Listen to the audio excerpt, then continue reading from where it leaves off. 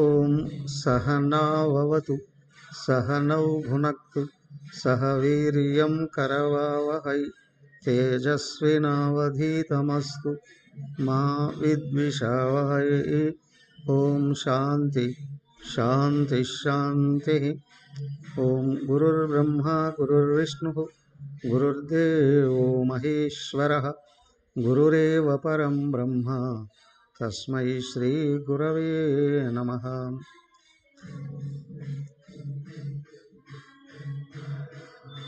ఓం ప్రపన్న పారిజాతాయ స్తోత్రవేత్రైకపాణయే జ్ఞానముద్రాయ కృష్ణాయ గీతామృతదుహే నమః.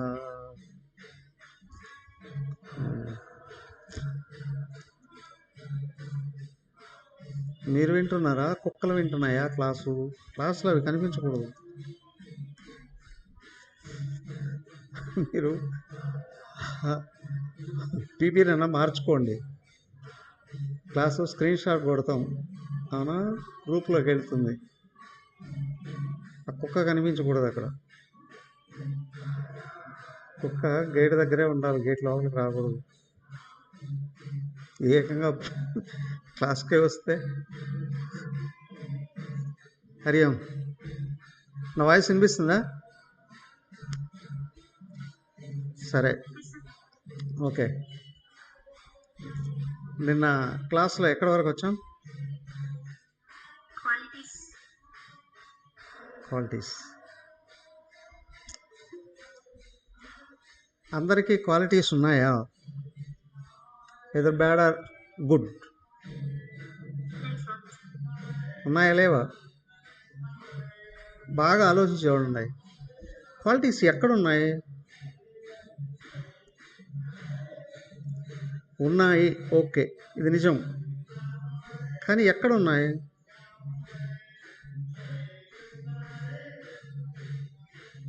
క్వాలిటీస్ ఎక్కడున్నాయి? చేతుల్లో ఉన్నాయా? కాళ్ళలో ఉన్నాయా? స్టమక్లో ఉన్నాయా?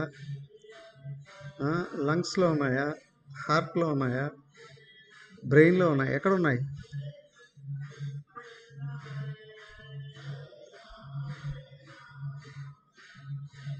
ఆలోచించండి. క్వాలిటీస్ ఎక్కడున్నాయి? రెండు మాత్రం ఉన్నాయి. సరే, ఇంకొక చిన్న ప్రశ్న. జ్ఞానం ఉందా? అందరికీ జ్ఞానం ఉందా? ఉందా లేదా? ఎక్కడ?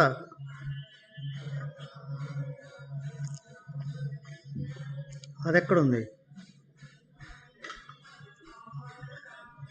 అదెక్కడుంది? ఫర్ ఎగ్జాంపుల్, క్వాలిటీస్ ఎక్కడున్నాయి, నాలెడ్జ్ ఎక్కడుంది అంటే ఇట్లా అంటాం జనరలీ. ఇక్కడ అంటే ఎక్కడ? లోపల అంటే బ్రెయిన్లో, అవునా? బ్రెయిన్లో క్వాలిటీస్ ఉన్నాయా? బ్రెయిన్లో నాలెడ్జ్ ఉందా?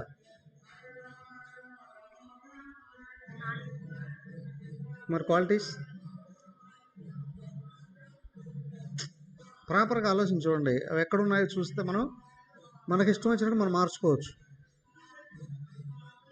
వద్దనుకున్న వాటికి తీసేసుకోవచ్చు, కావాలనుకున్న వాటికి పెంచుకోవచ్చు కదా. ఓకే. రెండోది, బ్రెయిన్లో ఉంది జ్ఞానం అని అన్నప్పుడు,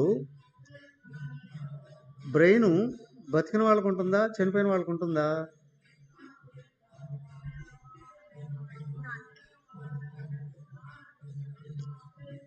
బ్రెయిన్ ఎవరికి ఉంటుంది?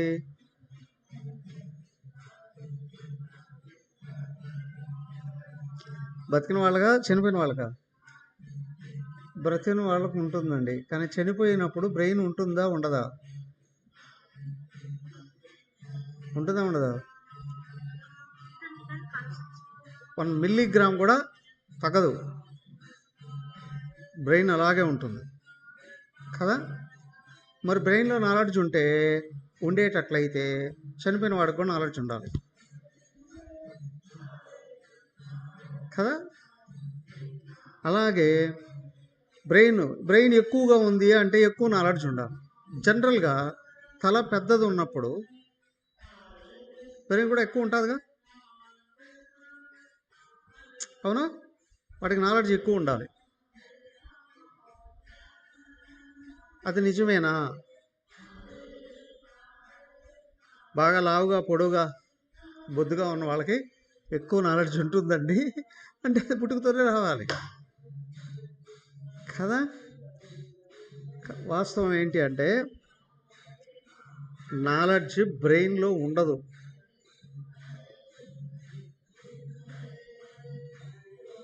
ఒకవేళ ఉండేటట్లయితే బ్రెయిన్ పోవడంతో అదంతా పోవాలి, కానీ బ్రెయిన్ ద్వారాగా వ్యక్తం అవుతుంది.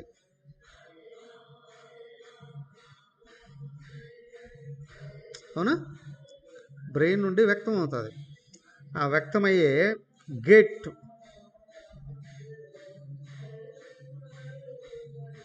బొట్టు పెట్టుకుంటాం కదా, బొట్టు ఇక్కడ కాదు, ఇక్కడ ఆజ్ఞాచక్రం ఇక్కడ పెట్టుకోవాలి. ఇది బుద్ధి స్థానం. జ్ఞానం అక్కడి నుంచి బయటకు వస్తుంది. దానికే మనం బాగా దీర్ఘమైన ఆలోచనలో మునిగినప్పుడు ఇక్కడికి వెళుతుంది, లేదా దృష్టి అయినా ఎట్లా ఉంటాం, చూపు ఇక్కడికి వెళుతుంది. బాగా ఆలోచించేవాడికి ఇక్కడ చెమట పడుతుంది. బొట్టు ఎందుకు పెట్టుకుంటారు అంటే మంచి గంధంతోనో లేదా పసుపుతో తయారు చేసిన కుంకుమతో కానీ బొట్టు పెట్టుకుంటే, చూడండి ఇప్పుడు బాగా గమనించండి, మీ తల్లులు వాళ్ళ తల్లులు కూడా దొరికితే గంధంతో పెట్టుకొని దాని మీద కుంకుమ పెట్టుకుంటారు, లేదా పసుపు పెట్టుకుని దాని మీద కుంకుమ పెట్టుకుంటారు. అది కూడా పసుపుతో తయారు చేసిన కుంకుమ, అవునా కాదా? అవునా? పెద్దవాళ్ళని గమనిస్తే, ఎందుకంటే అది పసుపు అనేది యాంటీబయాటికే కాదు, తేమ తగిలినప్పుడు చల్లదనం ఇస్తుంది, బుద్ధికి ఏసీ లాగా పనిచేస్తుంది, బ్రెయిన్ హీట్ ఎక్కదు, చల్లగా ఉంటుంది.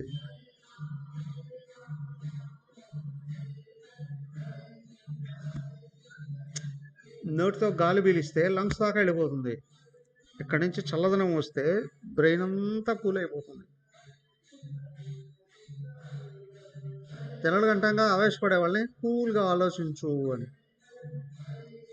అందుకే మనం బొట్టు పెట్టుకునేది. బుద్ధి స్థానం ఇక్కడ, కానీ through the brain intellect can work.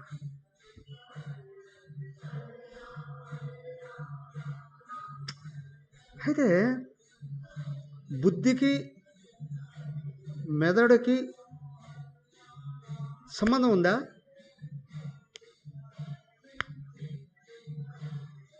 ఉందా? గమనించి చూడండి. మనం కంప్యూటర్ వాడుతున్నాము అని అనుకోండి, ఏదైనా ఫోన్ ఆర్ కంప్యూటర్ అది వాడుతున్నాము అంటే దాంట్లో హార్డ్వేర్ ఉండాలి కంప్యూటర్లో, కానీ హార్డ్వేర్ పనిచేయదు. మనకు అవసరమైన పనికి అది పనికిరాదు, సాఫ్ట్వేర్ లోడ్ చేయాలి. అవునా?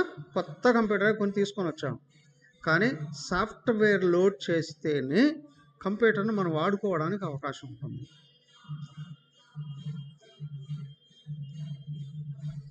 ప్లగ్లో పిన్ పెట్టి స్విచ్ ఆన్ చేస్తూనే కంప్యూటర్ ఆన్ అవుతుంది, కానీ మనం లోపలికి వెళ్ళి ఆపరేట్ చేస్తేనే సాఫ్ట్వేర్ ఆన్ అవుతుంది. అవునా? బాగా గమనించండి. ఆ సాఫ్ట్వేర్ని బయట నుంచి కంప్యూటర్లో లోడ్ చేస్తాం, అనేక మందికి పంచవచ్చు అది. అవునా? సాఫ్ట్వేర్ని ఇతరులకు కూడా ఇవ్వచ్చు అందులో ఉంచి. అదే సాఫ్ట్వేర్ని కంప్యూటర్ నుండి మళ్ళీ తీసేయచ్చు కదా. బాగా గమనించండి, హార్డ్వేర్ కంపెనీ నుండి ఏది వచ్చిందో అదే ఉంటుంది. కంప్యూటర్ కంప్లీట్గా చెడిపోయేంత వరకు హార్డ్వేర్ని నువ్వు మార్చలేవు, ఎక్స్ట్రా పెట్టలేవు, రీప్లేస్ చేయించుకొని కొన్ని పార్ట్స్ చనిపోతాయి, దాంట్లో పాడైపోతాయి కదా. కానీ సాఫ్ట్వేర్ ఉంది, దాన్ని డెవలప్ చేసుకో, ఏమంటే అప్డేట్ అంటారు కదా. సంవత్సరం అది అప్డేట్ అవుతూ ఉంటుంది. లేటెస్ట్ సాఫ్ట్వేర్ యూటిలైజ్ చేస్తూ ఉంటాం వర్క్ బాగా జరగాలంటే. సేమ్ వే మనలో కూడా హార్డ్వేర్ బ్రెయిన్, దాన్ని మార్చలేము, కానీ సాఫ్ట్వేర్ ఉంది, దాన్ని అప్డేట్ చేసుకుంటూ రావాలి. అదే బుద్ధి. బుద్ధిని మార్చుకుంటూ రావాలి. అర్థమైందా? ఒక్కోసారి సాఫ్ట్వేర్కి రోగం వస్తుంది. ఏంటది? వైరస్ అంటాం కదా. సాఫ్ట్వేర్కి రోగం వస్తుంది, వైరస్. అలాగే బుద్ధికి కూడా రోగం వస్తుంది.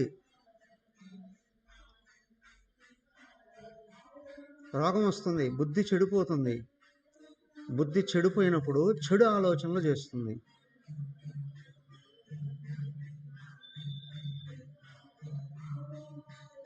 చెడు పనులు చేస్తుంది,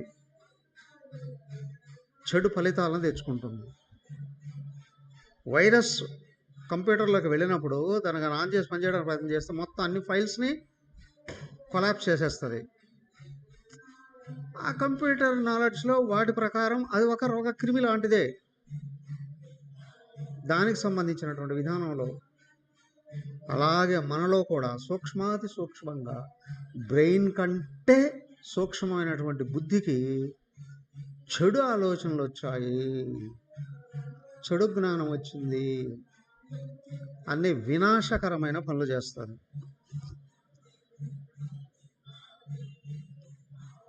బాగా గమనించండి, తెలివి లేనివాడో జ్ఞానం లేనివాడో చెడు పనులు చేస్తామని అనుకుంటాం. కానీ నాలెడ్జ్ బాగా పెరిగి కూడా భయంకరమైన వినాశకరమైన పనులు చేస్తున్నటువంటి వాళ్ళు ఇప్పుడు మనం డే టు డే లైఫ్లో నిరంతరం చూస్తున్నాం. నిన్న చూడండి, ఢిల్లీలో బాంబ్ బ్లాస్ట్, దాంట్లో ఎంతమంది బయటపడుతున్నారు, అంతా డాక్టర్లు, ఇంజనీర్లు. అవునా? బాగా లక్షలు కాదు కోట్లు ఖర్చు పెట్టి చదువుకున్నటువంటి వాళ్ళే. ఎందుకు ఆ చెడు పనులు చేస్తున్నారు? వాళ్ళ బుద్ధికి వైరస్ పట్టింది.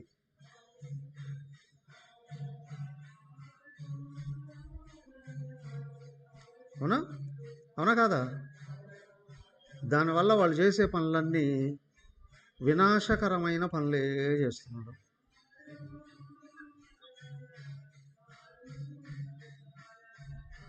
అవును, ఒకటే మనిషి బాగున్నాడా లేడా? ఆ ఉగ్రవాదులు అందరూ చాలా బాగుంటారు, బలంగా ఉంటారు, అందంగా ఉంటారు, వయసులో ఉంటారు. కానీ ప్రతి ఒక్కడికి బుద్ధి నాశనం అయిపోయింది. వాడు ఏ పని మొదలుపెట్టినా, ఏ ఆలోచన చేసినా, ఏ మాట మాట్లాడినా, ఏ సందేశం ఇచ్చినా, ఏ సలహా ఇచ్చినా, అవునా, లోకంలో ఉన్న జీవరాశుల్ని ఎట్లా నాశనం చేయాలి, ఇదే బుద్ధికి పెట్టినటువంటి చెడు వైరస్.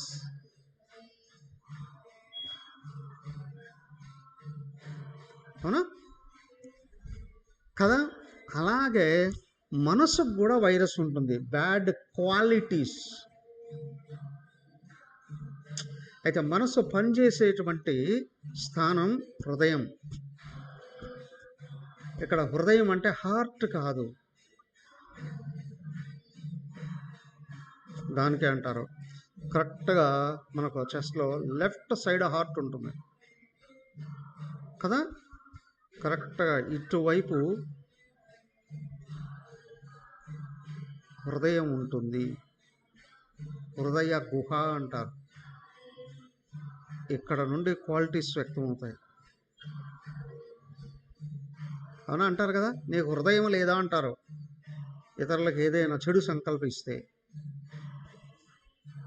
ప్రేమ చూపిస్తే వాడి హృదయం పెద్దదండి అంటారు.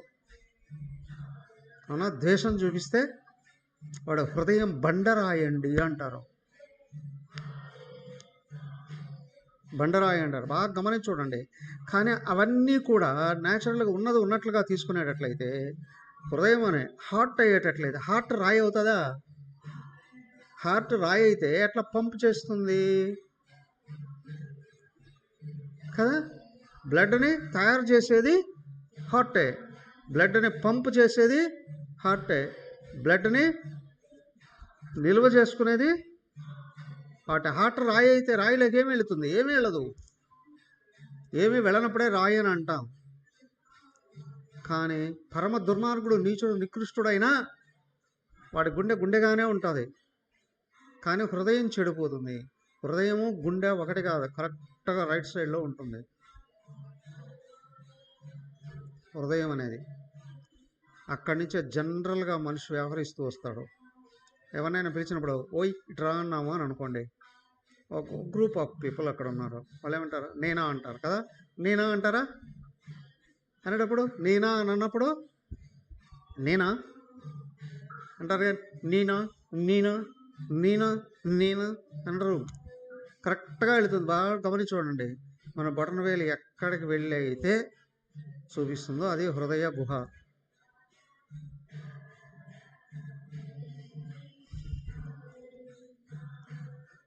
అక్కడ క్వాలిటీస్ అన్నీ ఉంటాయి. ఈ క్వాలిటీస్ కానీ కలుషితం అయితే ఇతరులకు చెడు కోరుతారు. బుద్ధి ఇక్కడి నుంచి పనిచేస్తుంది. బుద్ధి కానీ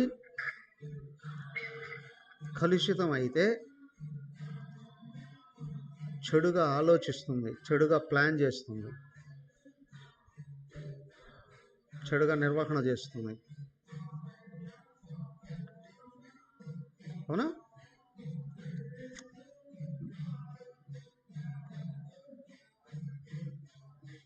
సలహాలు ఇచ్చేది జ్ఞానంతో బుద్ధి, పనులు చేయించేది మనస్సు.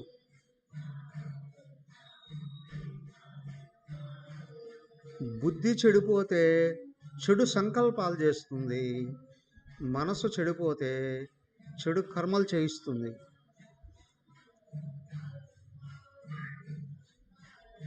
బాగా గమనించండి. కాళ్ళు, చేతులు, కళ్ళు, ముక్కు, నోరు, ఇతర అవయవాలన్నీ కూడా స్వతంత్రమైనటివి కాదు. మనసు చెప్పిందో బుద్ధి చెప్పిందో రెండిట్లో ఏదో ఒకటి చేస్తాయి. మనసు చెప్పిందైనా చేస్తాయి, లేదా బుద్ధి చెప్పిందైనా చేస్తాయి. మనసు చెప్పినప్పుడు రెండు రకాలు ఉంటుంది. పని చేయడానికైనా వెళతాయి, లేదా ప్రపంచంలో ఉన్న విషయాలని ఆస్వాదించడానికైనా వెళతాయి. పని చేయడానికి వెళుతున్నాయి అని అంటే కర్మ ఇంద్రియాలు అంటారు. నోటితో మాట్లాడడము, చేతితో పని చేయడము, కాళ్ళతో నడవడము, లేదా ఇంకా కొన్ని పనులు, మూత్ర పురీషాలు, అవన్నీ చేసేటివి కర్మ ఇంద్రియాలు అంటారు. మనసు చేయిస్తుంది వాటితో. మనసులో సంకల్పం వస్తేనే అవి ఏవైనా జరుగుతాయి. మనసులో సంకల్పం వస్తేనే జరుగుతాయి కదా. ఇప్పుడు అలాగే జనరల్గా ఏం చేయకుండా సమాజంలో కూడా కూర్చున్నావు. సినిమా వదిలేరండి, గ్రూప్గా అందరూ జనాల్లో వెళుతున్నారు. జనరల్గా కొంతమందికి ఆ రోడ్డు పక్కన ఇల్లుగానే ఉంటే పోర్టికోలో వెళ్ళి కూర్చొని అలా చూస్తూ ఉంటారు. ఏం చూస్తుంటారు? వాళ్ళకి ఇష్టమైంది ఏదో చూస్తూ ఉంటారు. అవునా కదా? రకరకాల. లేదా సాయంత్రం అవుతానే ఫ్రెండ్స్ అంతా కలిసి అలాగా బజార్కి వెళ్ళేసి వద్దాము అని. కొంతమంది పని చేయడానికి కావచ్చు, కొంతమంది ఏదో ఒకటి ఆస్వాదించడానికి కావచ్చు. అవునా? తినడానికో అందమైన దృశ్యాలు చూడడానికో ఇష్టమైనవి వినడానికో కదా, ఇది మనసు చేసే పని. కానీ బుద్ధి ఏం చేస్తుంది తెలుసా? బుద్ధి బయటకు వచ్చింది అని అంటే తెలుసుకోవడానికే వస్తుంది.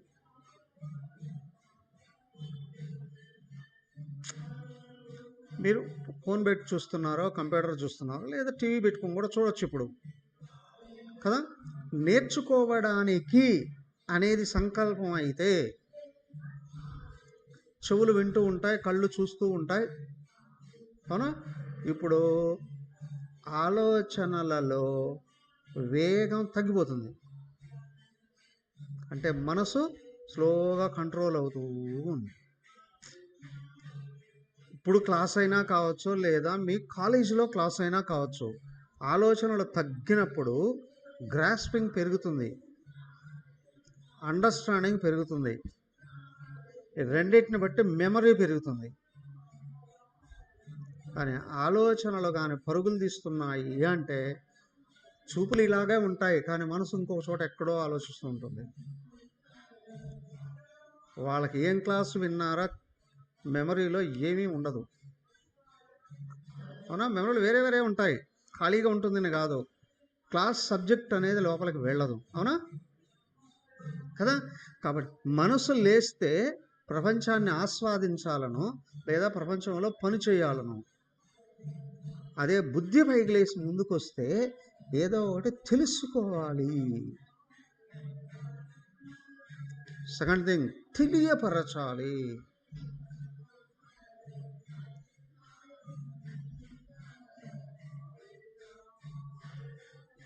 తెలియపరచాలి,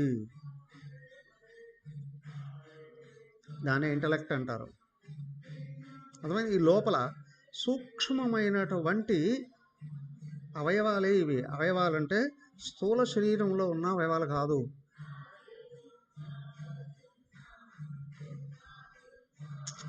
కొంతమందికి కనుగుడ్డు ఉంటుంది, కనిపించదు, అంటే రెటీనా ఎగిరిపోయిందండి అంట. రెటీనా సూక్ష్మశక్తి కదా. అలాగే చెవి ఉంటుంది కానీ వినిపించదు, ఇయర్ డ్రమ్ క్లాప్స్ అయిందండి, క్లాప్స్ అయింది. అలాగే అవన్నీ కూడా ఆ సూక్ష్మ శక్తులు ఏవైతే ఉన్నాయో వాటిని సమూహంగా కలిపితే సూక్ష్మ శరీరము అంటారు. స్థూలంగా కాళ్ళు, చేతులు, కళ్ళు, ముక్కు, గుండె, అవునా, ఇవన్నీ కలిపింది స్థూలమైన శరీరం, గ్రాస్ బాడీ,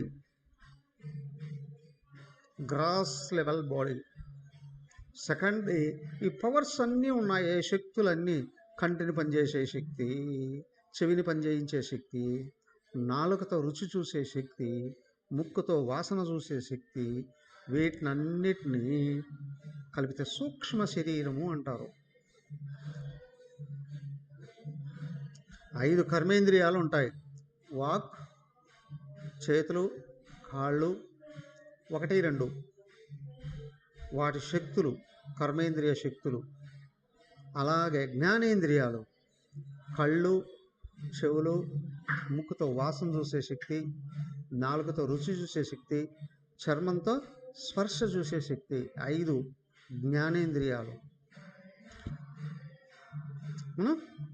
వాటి వెనకలు ఉండి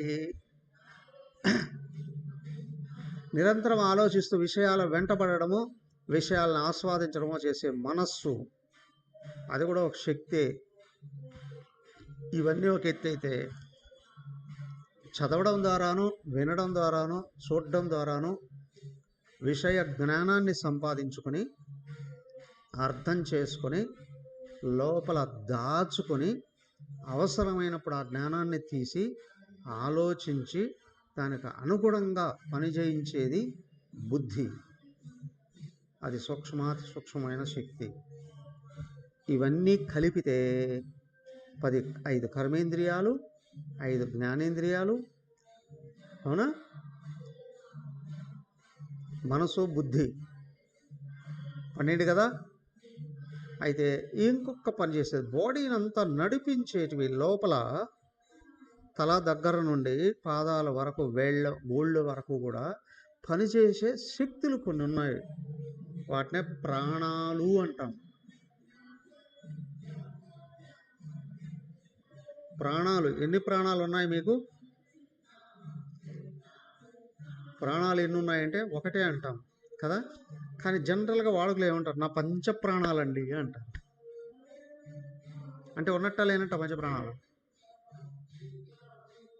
అవును, నా ఆరో ప్రాణం అండి. ఇప్పుడు ఏదో సీరియల్ కూడా నడుస్తున్నట్టుంది. ఆరో ప్రాణం అండి. పాపం వాళ్ళకి తెలుసో తెలియదు. ఆరో ప్రాణం అండి, ఎక్స్ట్రా వన్. కానీ ప్రాణం అనేది ఒకటైనా ప్రాణాలు 5 ఉన్నాయా? అయితే మీరు అడగచ్చు, స్వామి ప్రాణాలు 5 ఉంటే ఒక ప్రాణం పోయినా ఒక ప్రాణాన్ని వాడుకోవచ్చు కదా.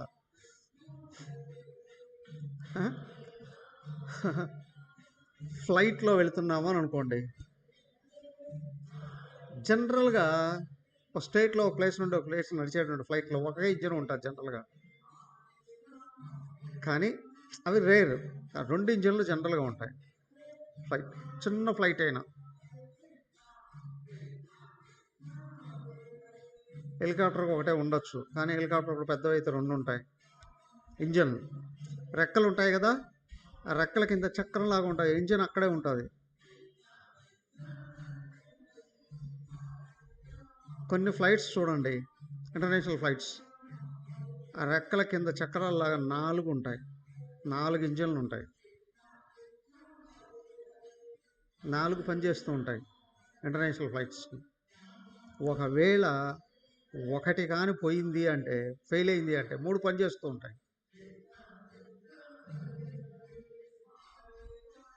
2 పోయినా ఇంకో 2 పనిచేస్తూ ఉంటాయి. ఆ డ్రైవర్లో ఉన్న టాలెంట్ని బట్టి ఫ్లైట్ని ఎక్కడో చోట దగ్గరగా అంటే కనీసం 100 కిలోమీటర్ల లోపల ఎక్కడ ఆగదు అది. అవునా?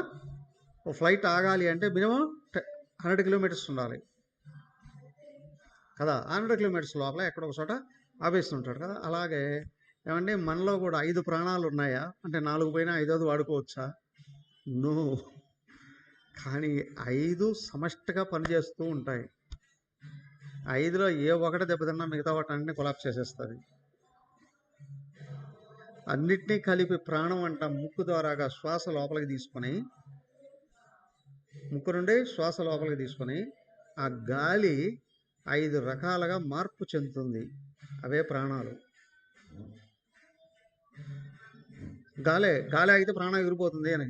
ముక్కు పట్టేస్తే నోరు తెరుస్తారు, అది కూడా పట్టేస్తే ప్రాణం ఎగిరిపోతుంది. గాలి బయట నుంచి లోపలికి రాకుండా కట్ అయిందంటే ప్రాణం ఎగిరిపోతుంది. 5 ప్రాణాలు. వాటిని ప్రాణ, అపాన, వ్యాన, సమాన, ఉదానాలు అంటారు. ప్రాణ, అపాన, సమాన, వ్యాన, ఉదానాలు 5 ప్రాణాలు. 5 ప్రాణాలు 5 రకాలుగా పనులు చేస్తాయి వేరువేరుగా. ప్రాణం గాలి పీల్చుకుంటుంది, తలలో పైన ఉన్న ఇంద్రియాలన్నింటినీ పనిచేస్తుంది. అపానం ఏం చేస్తుంది అంటే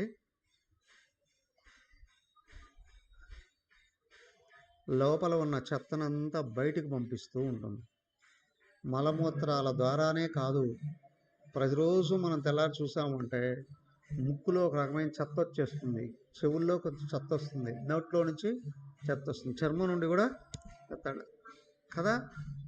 అపానం ఏం చేస్తుంది? లోపల ఉన్న చెత్తని రకరకాలుగా బయటికి తోస్తుంది. అది ఎక్కడి నుంచి వస్తుందండి? మనం తీసుకున్నటువంటి అన్నపానీయాల వలననే.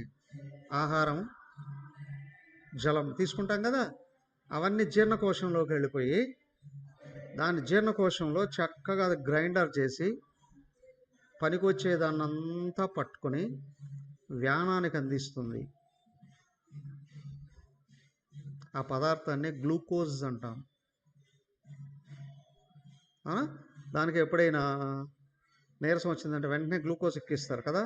ఆ గ్లూకోజ్ లెవెల్లో సమానం అనేది స్టమక్ని పనిచేయిస్తూ స్వీకరించిన పదార్థాన్ని అంతా గ్రైండ్ చేసి ఆ సూక్ష్మ పదార్థాన్ని గుండెకి అందిస్తుంది. గ్లూకోజ్ లెవెల్లో పనికిరాంది ఉంటుంది, అది అపానానికి ఇస్తుంది. అపానం ద్వారాగా కిందికి వెళ్ళిపోతుంది. దీనికే కాదు, మొత్తం అన్ని ఇంద్రియాల నుంచి బయటకు వెళ్ళిపోతుంది సూక్ష్మమైన చెత్త కూడా కదా. ఇప్పుడు వ్యానం ఏం చేస్తుంది? ఈ సమానం ఇచ్చినటువంటి ఆహార పదార్థాల సారాన్ని తీసుకుని వెళ్ళిపోయి గుండెకు చుట్టూ, ఎప్పుడైనా చూసారా మీరు బాడీ ఆపరేషన్ చేసే రానివ్వరు డాక్టర్లు కదా. ఆ లోపల గుండెకు చుట్టూ బోల్డెని సిలిండర్లు ఉంటాయి. అవి మాంసంతో తయారు చేయబడ్డాటివే, రకరకాల దాంట్లో నుంచి రకరకాల యాసిడ్స్ వస్తాయి. ఈ అన్న సారం గ్లూకోజ్లో ఈ యాసిడ్స్ అన్నీ కలిసినప్పుడు ఆహారం రక్తంగా మారుతుంది. అది భగవంతుడికి ఒకడికే తెలుసు, ఆ గుండెకు మాత్రమే ఇచ్చాడు. రక్తం ఎక్కడ తయారు కాదు ప్రపంచంలో. రక్తాన్ని తీసుకోవడం, నిల్వ ఉంచడం, సప్లై చేయడం మాత్రమే ఉంటుంది. రక్తం అనేది ఎక్కడ ఇంతవరకు ఏ సైన్స్లోనూ డెవలప్ కాలేదు, రక్తం తయారు చేయడం. ఒకవేళ చైనా వాళ్ళు ఎవరైనా తయారు చేస్తున్నారేమో కదా, అది ఎక్కించుకుంటే పోతాడు తొందరగా. డూప్లికేట్లు అన్నీ అక్కడే తయారవుతాయి కదా. అనేది కాదు, దానికి వ్యాన శక్తి గుండెని పనిచేయించి అన్నసారాన్ని తీసుకొని యాసిడ్స్ అన్ని కలిపి బ్లడ్ని తయారు చేసి నిలువ ఉంచుకొని పంప్ చేస్తూ ఉంటుంది బాడీకి అంతటికి. లాస్ట్ ఒకటి ఉంటుంది ఉదానము అని, అది ఆలోచన శక్తిని పనిచేయిస్తుంది. అంతేకాదు, మనిషి చనిపోయినప్పుడు ఆ జీవుణ్ణి అది పట్టుకొని ఇతర లోకాలలోకి వెళ్ళిపోతుంది. 5 ప్రాణాలు గుర్తున్నాయా? అవసరమైనప్పుడు తెలుసుకుందాం. దీనికి ఉప ప్రాణాలని ఇంకొక 5 ఉన్నాయి. కాకపోతే ఈ 5 ఉన్నాయే, కర్మేంద్రియాలు 5, జ్ఞానేంద్రియాలు 5 ప్రాణాలు, మనసు బుద్ధి 17 కలిపితే సటిల్ బాడీ అంటారు, సూక్ష్మ శరీరం. అర్థమైనా? స్థూల శరీరం కనిపిస్తుంది, అన్నీ కనిపించవు, బాడీ లోపల ఉన్న అవయవాలు ఏమేమి కనిపించవు, ఉన్నాయని తెలుస్తుంది. కానీ సూక్ష్మ శరీరంలో ఈ 17 ఉంటాయి. ఈ 17 ఉంటేనే బయట వ్యవహారాలు చేయడానికి అవకాశం ఉంది. దాంట్లో ఒకటి మిస్ అయినా ఆ పని చేయలేము. కన్ను ఉంటుంది, కంటి శక్తి సూక్ష్మ శరీరంలో, అది పోతే కన్ను కనిపించదు. చెవి ఉంటుంది, చెవి శక్తి సూక్ష్మ శరీరంలో, అది పోతే చెవి పనిచేయదు. అవునా? సో కాబట్టి సూక్ష్మ శక్తులన్నీ కలిగింది సూక్ష్మ శరీరము అంటాం కదా. బాగా గమనించండి, ఈ 17 క్వాలిటీస్ లేవు, 17 నాలెడ్జ్ కూడా లేదు. బుద్ధి ద్వారా బ్రెయిన్లో నుండి బయటకు వస్తుంది జ్ఞానం, బయట నుండి ఇంద్రియాల ద్వారాగా బుద్ధిలోకి వెళ్ళి లోపలికి వెళ్ళిపోతుంది జ్ఞానం. ఆ జ్ఞానం ఎక్కడుంది? అవునా? పైకి అందంగా కనిపించిన కొంతమంది నోరు తెరిస్తే బండరాళ్ళు వస్తాయి బయటికి, అవునా కదా? సౌమ్యంగా మెత్తగా మాట్లాడతారు, నిద్ర లేచినప్పటి నుంచి ఎవడు ఎట్లా నాశనం చేయాలా అని పనులు చేస్తారు, అవునా కదా? బాహ్యంగా ఉన్న శరీరాన్ని బట్టి క్వాలిటీస్ని చెప్పలేము. బాహ్యంగా ఉన్న శరీరాన్ని బట్టి వీడి జ్ఞానం ఉందా లేదా చెప్పలేము, అవునా? చెప్పలేము. అలా అందాన్ని బట్టి చెప్పలేము. అందాన్ని బట్టి చెప్పేటట్లయితే జనరల్గా ఉంటారు చూడండి, వీళ్ళు ఏమంటారు, సినిమాలలో పనిచేసేవాళ్ళు ఆర్టిస్ట్లా, అవునా? ఇంకొంచెం పైన ఉంటే సెలబ్రిటీసా, వీళ్ళకందరికీ మంచి గుణాలు ఉంటాయా? మంచి ప్రవర్తన ఉంటుందా? మంచి జ్ఞానం ఉంటుందా? లేదు, అన్నీ నటిస్తారు కదా, అన్నీ నటిస్తారు. కానీ స్థూలమైన శరీరాన్ని బట్టి లోపల క్వాలిటీస్ని చెప్పలేము. అలాగే సూక్ష్మ శరీరంలో కూడా ద్వారా వస్తాయి, కానీ అక్కడ కూడా లేదు. దానికంటే సూక్ష్మంగా ఇంకొకటి ఉంది, ఇంకొక శరీరం, కాజల్ బాడీ అంటారు దాన్ని, కారణ శరీరము అని, అవునా? దాంట్లో ఉంటాయి క్వాలిటీస్, దాంట్లో ఉంటాయి నాలెడ్జ్ ఉంటుంది. అంతేకాదు, మనము పుట్టినప్పటి నుంచి చచ్చేదాకా చేసిన పనులన్నిటికీ సంబంధించిన ఫలాలు ఉంటాయి సూక్ష్మంగా. కర్మఫలం అంటారా, అదృష్టము దురదృష్టమును అంటూ ఉంటాం కదా. అవన్నీ కూడా అక్కడ ఉంటాయి. కర్మ ఫలాలు, క్వాలిటీసు, నాలెడ్జ్, ఈ 3 కలిగి ఉన్నదాన్నే కాజల్ బాడీ అంటారు, కారణ శరీరము అంటారు, దాన్నే ప్రకృతి అంటారు. వాడి ప్రకృతి బాగలేదండి, అయితే అది సూక్ష్మాతి సూక్ష్మమైనది, కనిపించదు, వినిపించదు, కానీ అది కదిలితేనే ఈ మనుషుల స్వభావం వ్యక్తం అవుతుంది. విచిత్రం ఏంటంటే అక్కడున్న కర్మఫలాలను బట్టే శరీరం వస్తుంది, అక్కడున్న క్వాలిటీస్ని బట్టే మనసు వస్తుంది, అక్కడ ఉన్న నాలెడ్జ్ని బట్టే ఇక్కడ బుద్ధి పనిచేస్తుంది. అలా కొంతమంది పాలిటిక్స్లోకి వచ్చినప్పుడు చాలా మెత్తగా మాట్లాడతారు కదా, అడుగుతారు ఒక్క ఛాన్స్ ఇవ్వండి అని చాలా. కానీ ఆ తర్వాత పైకెక్కిన తర్వాత కొంతమంది ఏమేం చేస్తారు, వాళ్ళ సొంత గుణాలు బయటకు వస్తాయి, ఆ సొంత నాలెడ్జ్ బయటకు వస్తుంది. కొంతమంది బాగా సంపదలు ఉంటాయి, పెద్ద అధికారాలు ఉంటాయి, నాలెడ్జ్ శూన్యం ఉంటుంది, అవునా. కొంతమంది బాగా అందంగా ఉంటారు, మెత్తగా మాట్లాడతారు, వాళ్ళ క్వాలిటీస్ అన్నీ దరిద్రంగా ఉంటాయి కదా. ఇక్కడ శరీరాన్ని బట్టి అక్కడ చెప్పలేము, ఇక్కడ మాటలను బట్టి అక్కడ చెప్పలేము, ఇక్కడ వ్యవహారాలను బట్టి అక్కడ చెప్పలేము, కానీ ఖచ్చితంగా అవి ఏవైతే ఉన్నాయో అవకాశం వచ్చినప్పుడు బయటకు వచ్చేస్తాయి. దాన్నే కాజల్ బాడీ అన్నారు కదా. ఇప్పుడు మిమ్మల్ని అడిగాను అనుకోండి, మీకు శరీరం ఉందా, ఉందా లేదా? ఉందండి, ఓకే సరే. మీకు ఇవి ఇంద్రియాలు ఉన్నాయా లేవా? ఉన్నాయండి. మీకు మనసు ఉందా లేదా? మీకు బుద్ధి ఉందా లేదా? ఉందండి. మీకు క్వాలిటీస్ ఉన్నాయా లేవా? ఉన్నాయా లేవా? కానీ క్వాలిటీస్లో డిఫరెన్స్ ఉందిగా. కర్మఫలాలు ఉన్నాయా లేవా? ఒక్కొక్క అదృష్టం ఒక విధంగా ఒకరొకరుగా అవునా కదా. కర్మఫలాలు అందరికీ ఒక రకంగా ఉన్నాయా? లేవు. ఓకే, అందరి జ్ఞానం ఉందా లేదా?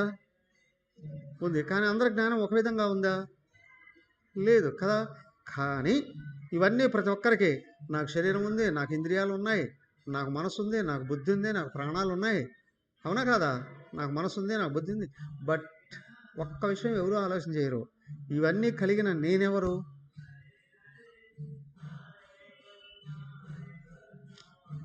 అవునా కదా. పొద్దు ఒక ఇల్లు చూసాం, అబ్బా ఎంత ఎట్లా ఉంది ఇల్లు, భూలోక స్వర్గంలాగా ఉందండి అంటాం. కానీ దానికి యజమాని ఉంటాడా ఉండడా? వాడే కట్టుకున్నాడు, వాడే కట్టాడు, నేరుగా వాడేం కట్టడు, వాడు డబ్బులు ఉపయోగించి వాడి స్థలంలో వాడు కట్టుకున్నాడు, అవునా కదా. అలాగే ఇక్కడ